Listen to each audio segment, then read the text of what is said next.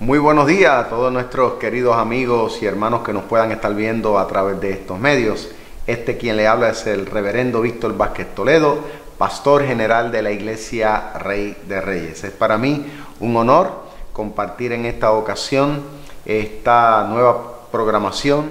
Así que vamos a comenzar con la primera noticia que hemos encontrado en el día de hoy en los medios de noticias, en el internet de BBC Mundo.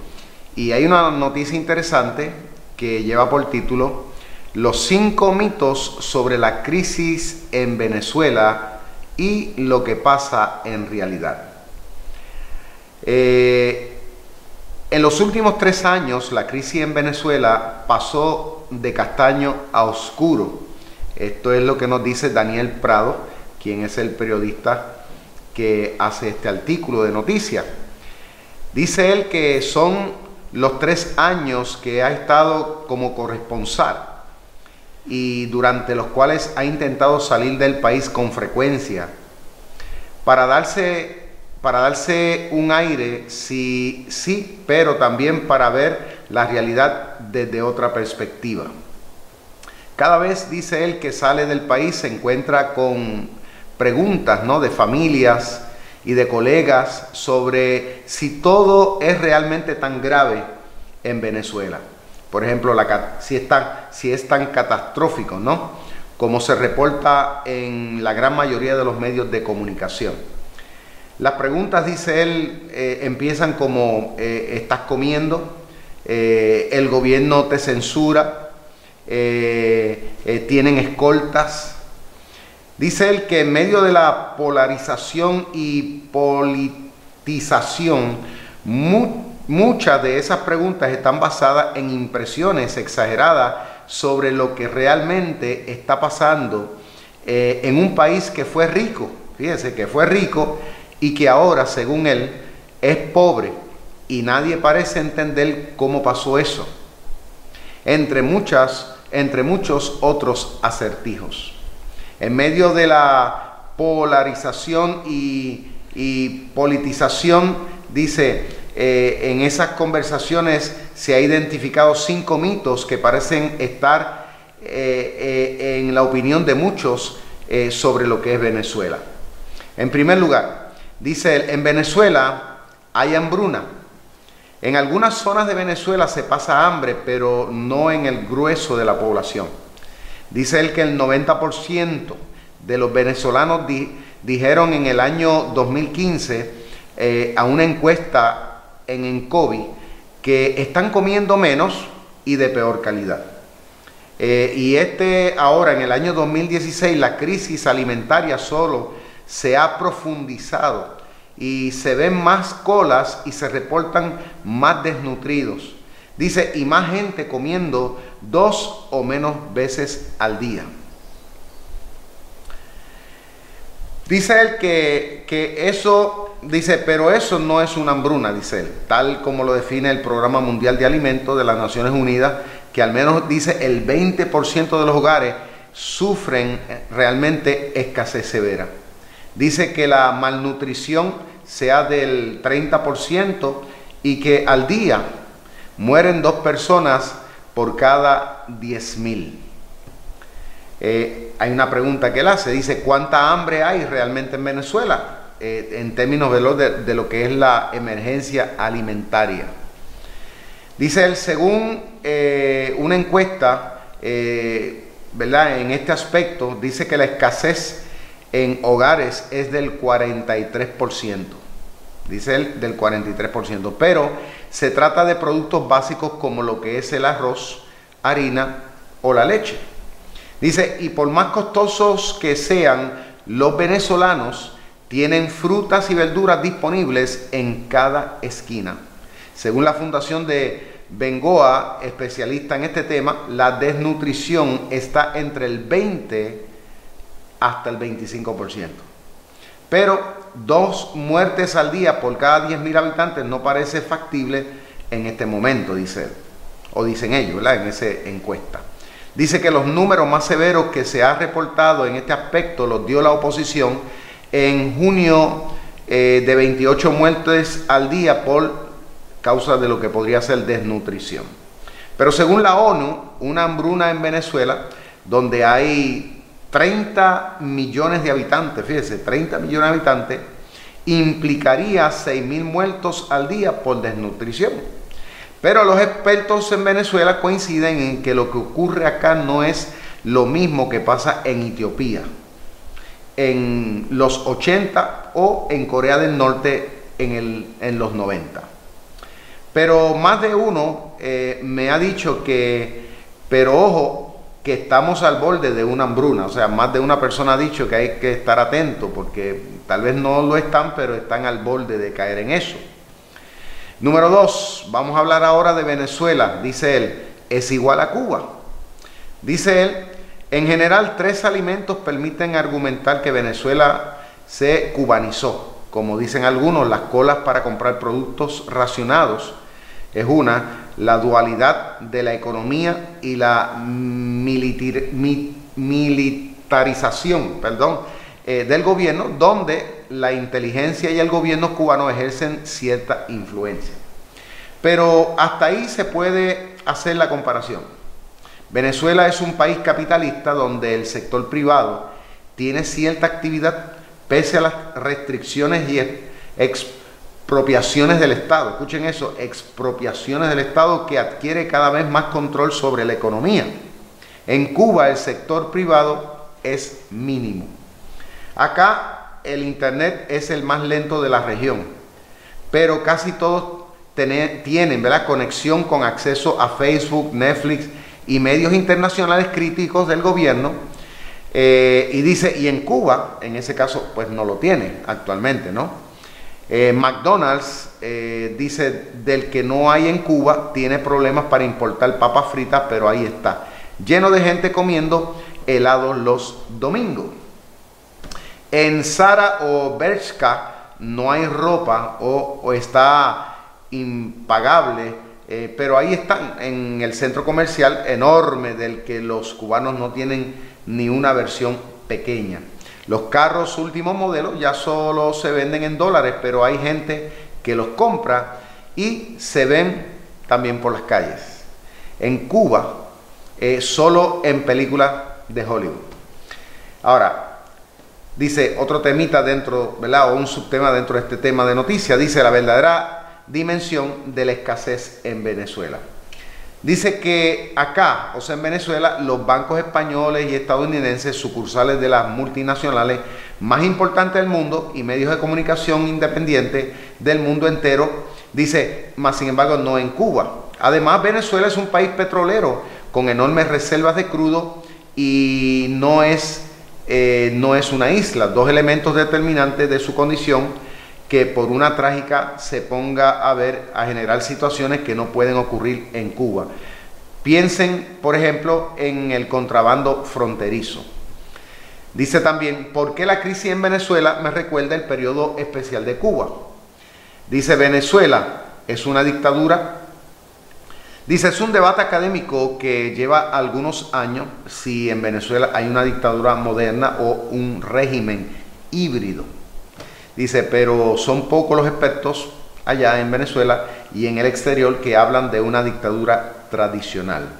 Pero dicen, porque acá hay oposición, por mucho que los opositores le quiten los recursos de gobierno, los encarcelen o les impidan ejercer sus derechos políticos, y hay elecciones aunque le quiten el poder a la Asamblea Nacional. Dice, elegida con votos cuando es controlada por la oposición.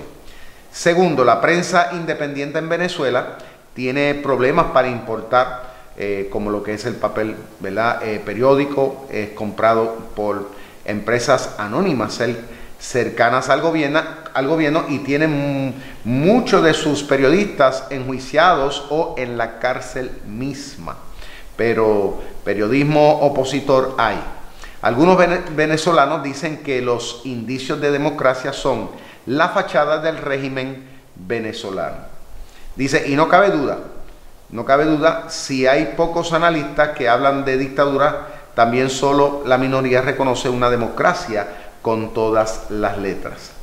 Dice, 5 estampas de cómo se ha deteriorado la vida en Venezuela. Dice, todo el mundo odia a Maduro. Hay gente en el exterior que ve las declaraciones de Maduro y se pregunta por qué no lo tumba, ¿no? ¿Qué quiere ese tipo, ¿no? Según las diferentes encuestas, Maduro tiene entre el 20 al 30% de apoyo.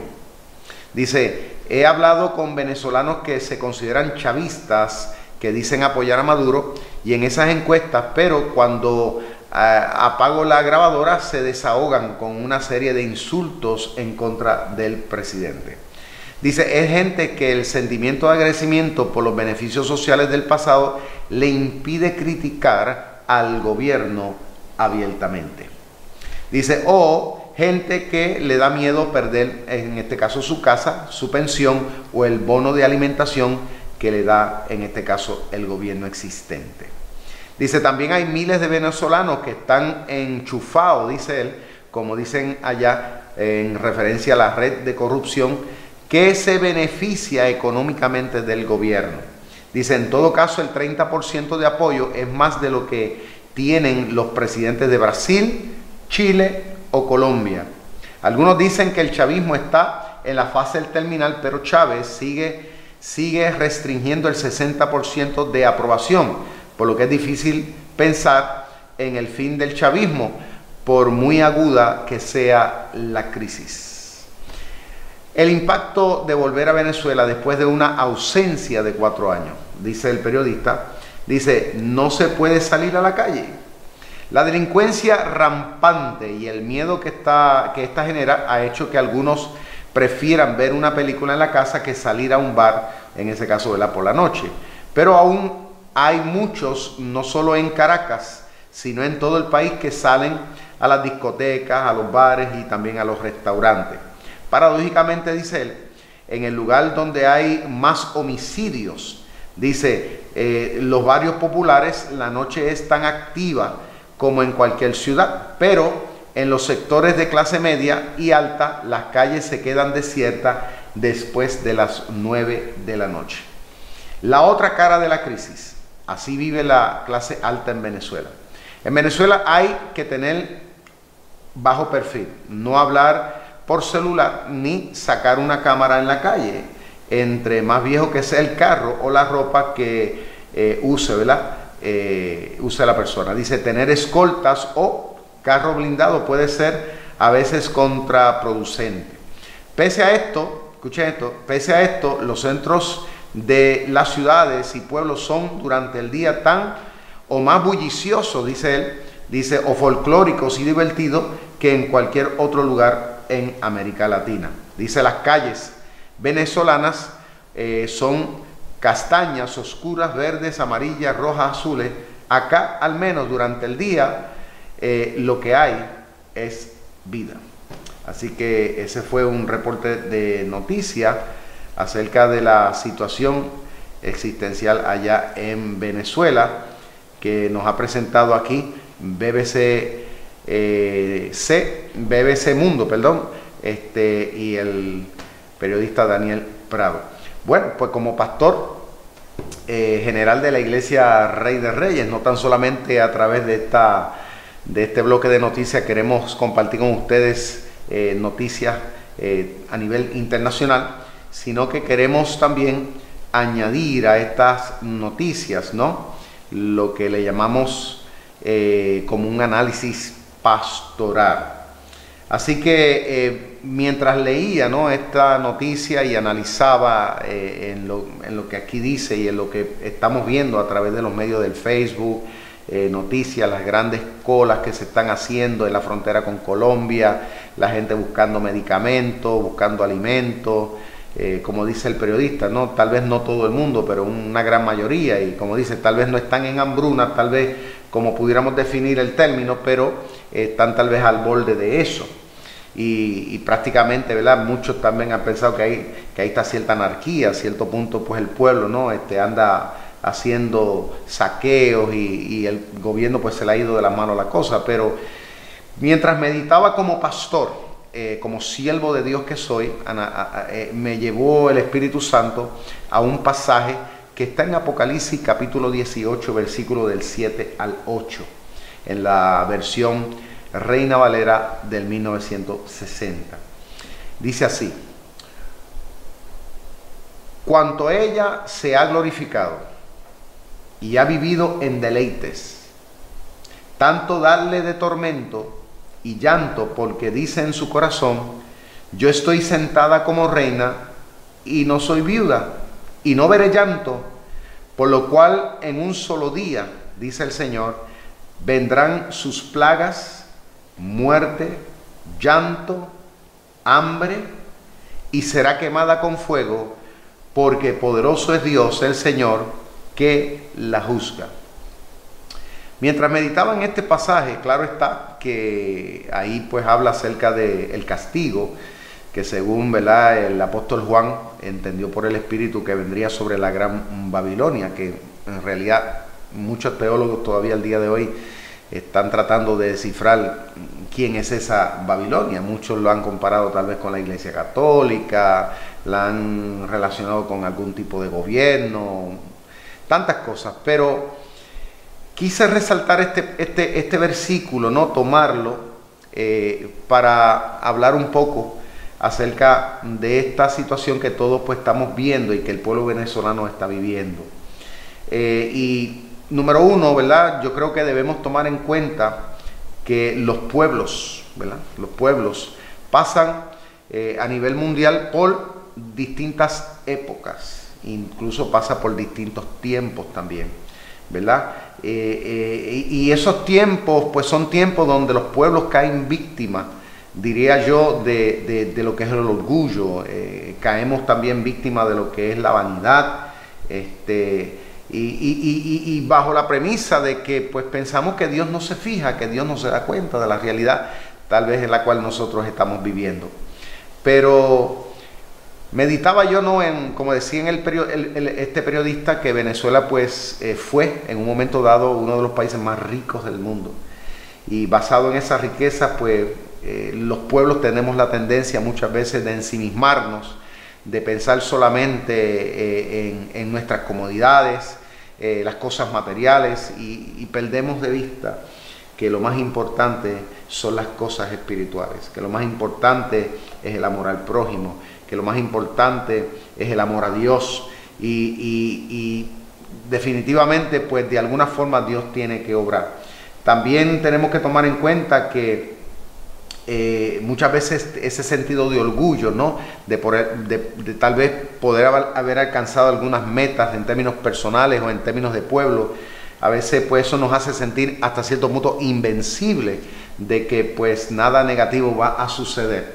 Pero la realidad del caso es, como el Señor, ¿verdad?, advierte aquí, que definitivamente pues por más que los seres humanos tratemos, ¿verdad?, de levantar como una barrera, unos escudos de protección, ante Dios no hay escudo que realmente nos pueda proteger cuando Dios entonces pues comienza a analizar y a darse cuenta de la realidad de quiénes somos. También tenemos que tener en cuenta que Jehová permite épocas y situaciones difíciles, ¿verdad?, en nuestras vidas, para llevarnos a entender que sin Él no podemos hacer nada. En este caso yo creo que tendremos que orar por Venezuela. Como pueblo cristiano tenemos que orar por este pueblo hermano, orar para que Dios aumente su fe, orar para que haya un avivamiento en medio de esta crisis, orar para que realmente pues ellos entiendan que el Señor no está lejos, ¿no?, y que la fe es la que mueve todas las montañas. Así que yo creo que tenemos un reto, pero dentro de este reto tenemos que darnos cuenta, ¿verdad?, que Dios es soberano y Él hace como Él quiere. Si en este caso Venezuela hoy día está pasando por esta situación, como tal vez la está pasando Puerto Rico en términos de economía y gran parte del mundo, es para que podamos reflexionar y meditar y tornar nuestro corazón al Señor y mejorar nuestros caminos. Vamos en esta hora a unirnos en un clamor por Venezuela, y vamos a orar también por cada uno de nuestros pueblos. Padre, en el nombre de Jesús, te damos las gracias, Padre mío, en este día mi Dios amado, aún en medio de estas circunstancias internacionales que estamos viviendo. Sabemos, Padre mío, que no es fácil, Señor amado, cuando vemos tanta gente sufrir, tanta gente, Señor amado, padecer hasta injustamente, por causa, Señor amado, de cosas que muchas veces, a veces no entendemos. Pero una cosa sí sabemos, Señor, que detrás de todo, Señor, tú estás ejecutando un plan. Ayúdanos, Señor amado, y ayuda a Venezuela, Padre mío, que su fe no falle, Señor amado, que en esta hora ellos puedan hacer lo que se tiene que hacer, Señor, es tornar el corazón a ti como pueblo, como lo hizo Nínive, Señor, en la época de Jonás, Padre mío, donde tú proclamaste juicio, Señor amado, pero dice que desde el rey, Señor amado, y todo el pueblo se humilló, Padre mío, en ceniza, en oración, en ayuno, Señor amado, y tú tuviste misericordia de ellos. Así clamamos, Padre, misericordia por Venezuela y clamamos misericordia también para nuestros pueblos. En el nombre del Padre, del Hijo y del Espíritu Santo. Amén. Que Dios te bendiga y será hasta la próxima. Bendiciones.